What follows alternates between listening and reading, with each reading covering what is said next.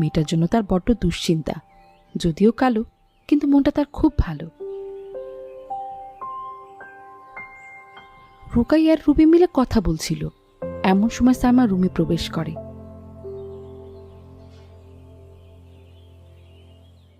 কি করছিস রে? না মা, এমনি রুকাইয়ার সাথে কথা বলছিলাম। এখন আর এত কথা বলতে হবে না। একটু পরে ছেলে পক্ষ দেখতে আসবে, ছেলের বাবা আর মামা আসবে। তৈরি হয়ে থাকবি।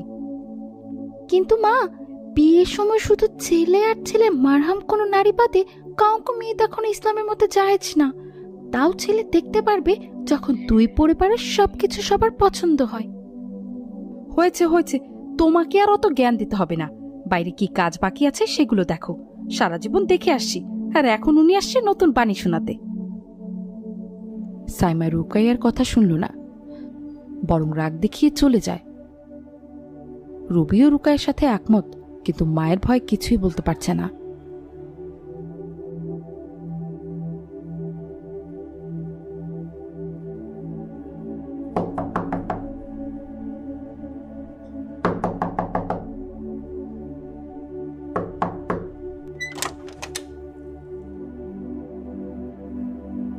আসসালামু আলাইকুম।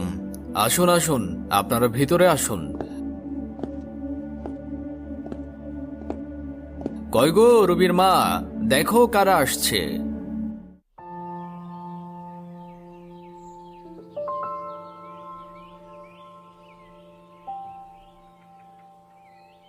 আসসালামু আলাইকুম, কেমন আছেন?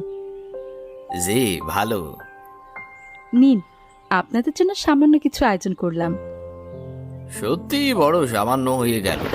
আমার শালা বাবু আবার খুব খেতে ভালোবাসে, এসব তো তার কাছে কিছুই না। সাইমা আর রায়হান খুব লজ্জা পায় এতে, কিন্তু কিছুই বলে না। যাই হোক, যে কাজে আসছি সেটা সেরে ফেলি।